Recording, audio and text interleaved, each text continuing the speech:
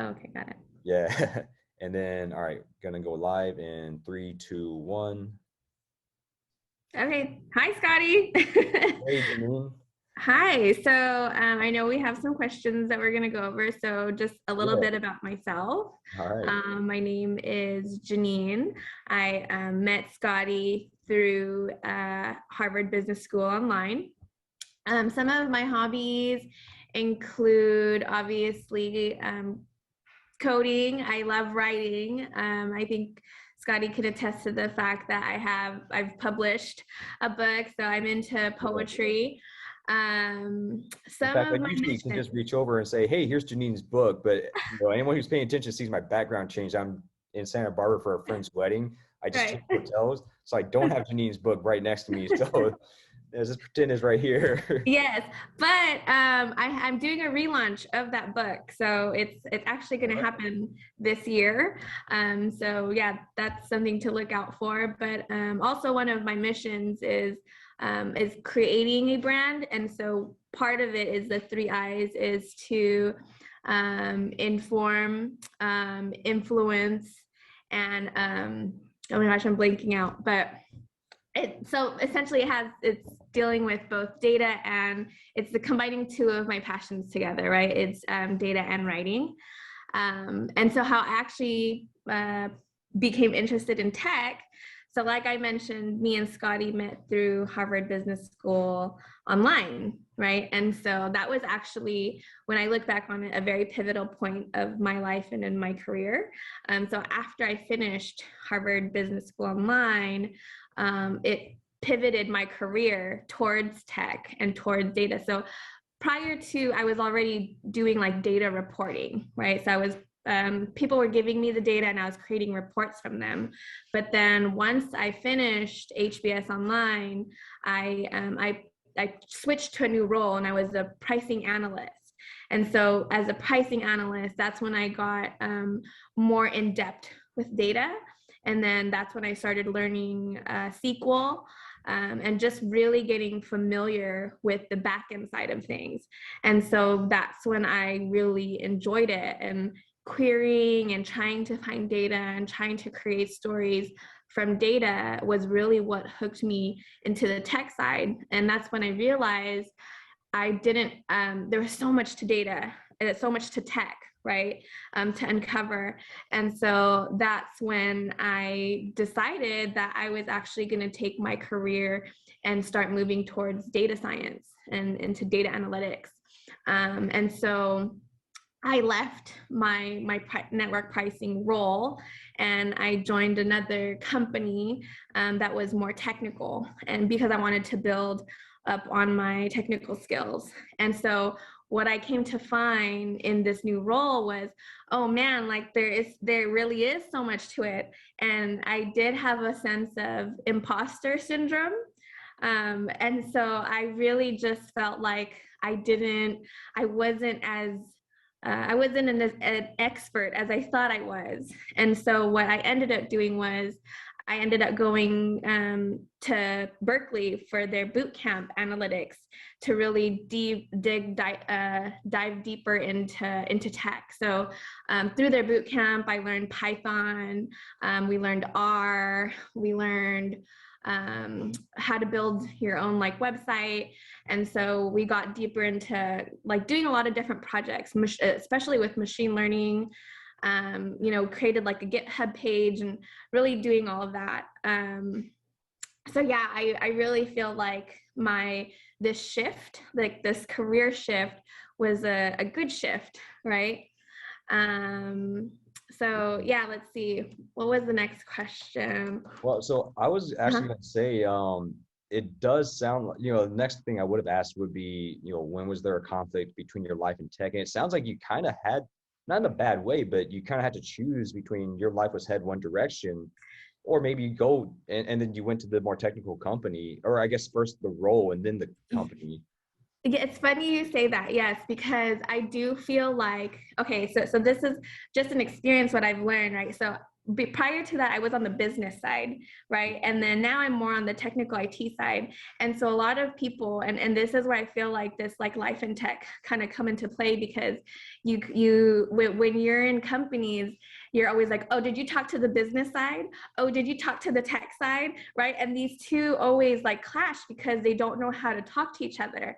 And so I feel like where I'm at, I'm this hybrid. I feel like I'm a hybrid of business and a hybrid of tech, because I know how each one talks, right?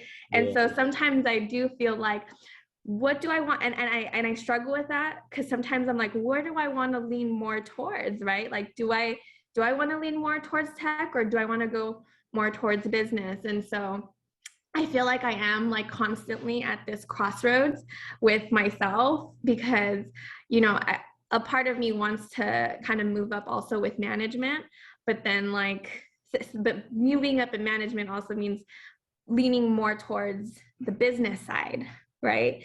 And I'm kind of like, but I love the tech side. And so like, this is where, yeah, like I do get that little bit of a conflict, but I always still end up gravitating towards more of like the data science side. And I've actually even talked to, like, I've expressed even my interest to my superiors to really let them know like my interest really is with tech. And so part of that is they've put me into a lot more projects. I've been into more like machine learning projects of more, so they're putting me into more like front facing with the technical side with more data scientists. So yeah, it's just, I think it's a constant battle, probably a healthy battle, but yeah, that's kind of where I am at with that. Yeah. Yeah, because conflict isn't always bad. In your case, it's usually led to good things, and obviously you still have it every day with which side you want to be on. But yeah, because I kind of went the other direction. I was more technical, and I've gone more towards, all right, I kind of want to be more people oriented. I've always enjoyed that, and now it's like, huh, maybe I should review some of my coding skills. I haven't done iOS in years. I'm just like, I'm Oh so yeah. behind. But And I think what I struggle with too is the thing with data and the thing with tech is that you have, it's like, it's an everyday thing, right? It's like you have to continuously do it, otherwise you're gonna lose it, right? yeah, And so that's a part of me is why I don't want to let go of the tech side, because I don't want to lose it. Because once you start kind of moving further away from it, you start like, and it's constantly changing, it's ever evolving, right? yeah, And so when you start moving away from it, you're kind of like, you kind of get lost, right? You'll get lost in the details, and I think there is a beauty to the code. And so like a part of me like doesn't want to let go of that, I'm like, no, like I want to be like deep in the trenches with the code. So yeah. Because a lot of my experience now is web dev, building the websites for stuff like EU versus virus, and then this stuff. And so, back in for, collecting information that, when people submit information. So, yeah, it's just, yeah, it's weird, look back and suddenly be like, oh man, forgot that thing. So, right. but I guess, moving along, how do you see tech impacting the future of the world? Especially since we just had the pandemic, and technically in some places we still have the pandemic. Yeah. These HBCUs, we're in the South. A lot of us, well, we have a lot of issues. Rural. It's hard to get out to to get to clinics and stuff. So Yeah. what do you see?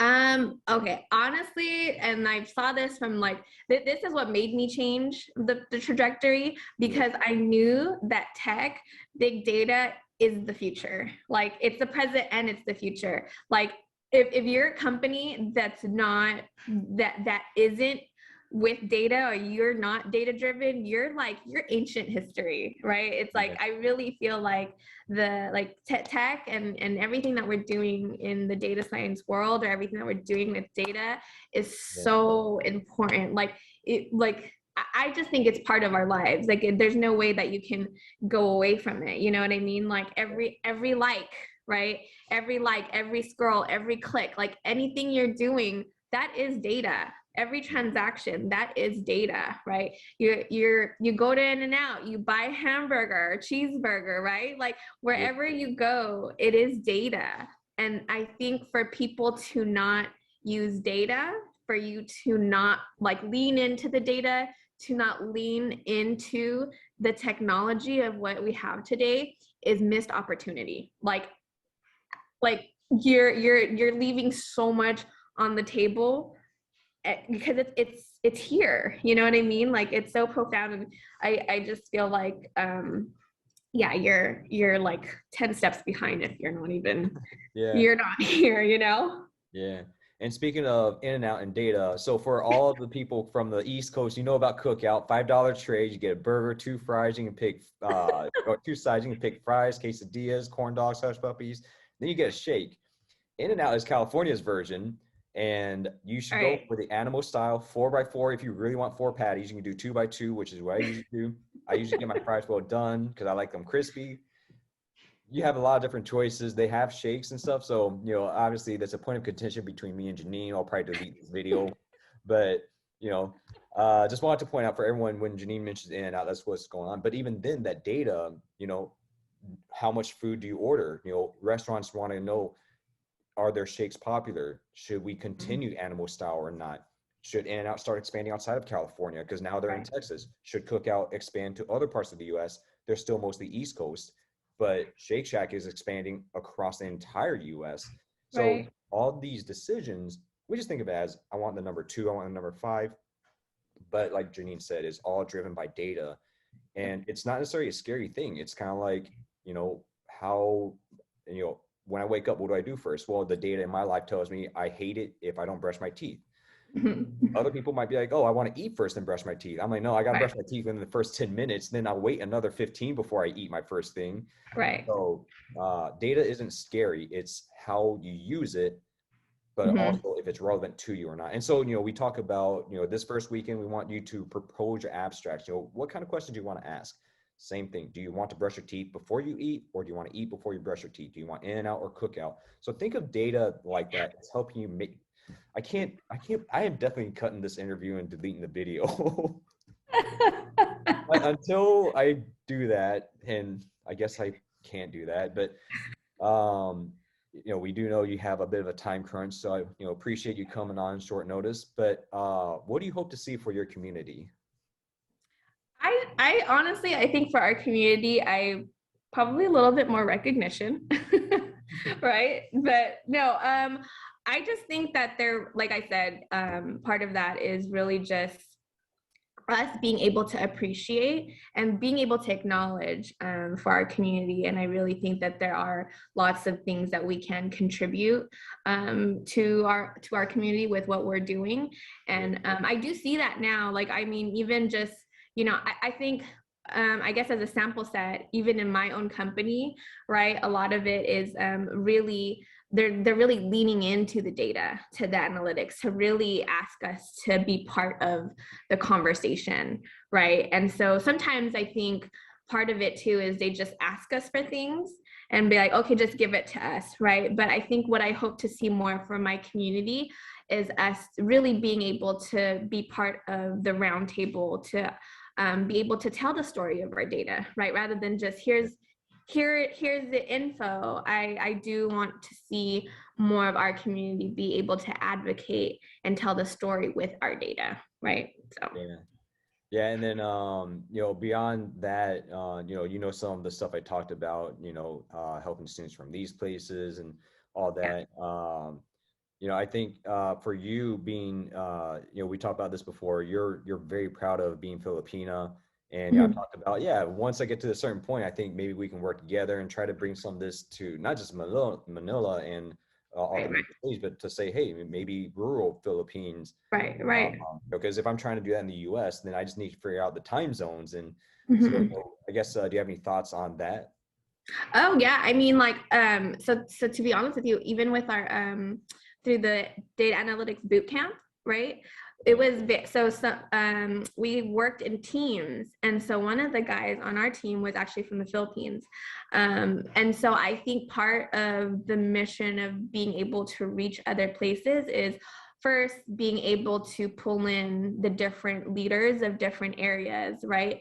And then be able to harp in on their reach within that different community. And it's like a ripple effect, right? So you have to start with a few starters and we just keep going. But yeah, I think one thing that I did learn is that we're all over the place, right? And data knows no bounds, right? And the beautiful thing about data, right, is that the language is the same. It's a universal language, right? And so it's kind of like math. You go to one place, 1+1 will always be 2, right? So so I think that's the beauty of it, of being, so you don't have to have that barrier of language because we're all speaking the same language through data. Yeah. So before we go to the last question, any chance he was also Ilocano like you? I am Ilocano. Yeah. Oh, was he Ilocano? No, he wasn't. He is from Manila. So okay. yeah. But he also has I think he had like a data tech business in the Philippines. And so yeah, so it was really fun. I think our project was machine learning predicting wine prices and scores. Wow. Yeah, that was really fun. Well, for So people like me, I'm like, I didn't even know you could score wine. I just figured it's like, do I want Sprite or Dr. Pepper or? yeah, and the thing is, our data set came purely from the internet because it's stored somewhere, right? So part of it was like data scraping, like web scraping data from the internet, right? So in the same way, like even if you don't have data, like you can find data, right? And you can create data because, like I said, it's everywhere. It's part of our lives. So yeah. For all the participants, like I said before, we are preparing a lot of different data sets for you from our partners, from our sponsors. We're going to have a list of other places you can go and search. And then like Janine said, you can scrape the web and create your own data. So if you're not going to basketballreference.com, which I just realized, I've mentioned every video apparently. But, you can go to any website and just get the data you want. And, it just comes down to what questions do you want to answer? Go find the data that can help you answer it. And like Allison said in his video, just be careful with stuff like the Simpsons paradox. Be careful that you're running the data and doing the math correctly, the stats correctly. And obviously the mentors we have to, help everyone with that. So, Janine, last question, and then we can turn your way. For the participants out there, we've given them some hints here and there what to do to go to Cookout. What would you like for them to gain from this event? Okay, so I had like kind of something similar with work, right? And this is what I truly appreciated. Number one is obviously I hope you guys gain as much knowledge as you can. This is a great opportunity to learn. And by being a student and being just able to absorb everything that you can, I think that's great. There is always constantly so much to learn. I think number two, I hope that they understand the value of the team, or like to really because in order to succeed, you really need, you succeed as a team, right? And so like, that's one thing that I, in all of my experiences where we've done data challenges or even like group projects, is really everybody comes with different, they bring something different to the table, right? And I think if you're open-minded, I hope you gain like a whole new perspective of data from your teammates, and really just being able to be open and being learning and just be that sponge to learn. All right. So there you go, everyone. Here's Janine. She is a data analyst 3, I think, right? Data analyst 3 at Health Scan. I'm probably getting the name wrong. Scan Health Plan. Yeah, that's it. There you go. Sounds off. But yeah, so here's everything she's trying to tell y'all, and Janine, we really appreciate having you on such last minute. Definitely be glad to have you on. So yeah, everyone, check in the video description. You can follow Janine, LinkedIn, stuff like that. If you're interested in her also being a writer and all that, you can definitely connect with her. And just in general, if you have questions, just ask. Like Janine said, data is out there. You can go find it, use it however you want. We definitely encourage everyone to do that. And obviously go to Cookout, not In-N-Out. And well, I guess to be fair, so that Janine get a last word in about that. No, you're fine. We're totally good. Uh, But well, I do have one thing to say. The one that I realize of what makes a good or a great analyst is knowing the right questions to ask. Yeah, that's actually very important. So, yeah, obviously, if anyone's thinking, how do I ask the right question? Feel free. We're all on Discord. Our social media and all that. Reach out. We would love to help anyone. And it's not always easy to find the right question, but sometimes Mm-hmm. talking to us, maybe we can give you insight, or we help you realize something that maybe was in your mind, but you just couldn't quite, pick it out. So, just reach out. We'd love to help all of you. Yay. All All right. right. Well, thanks for having me, Scotty.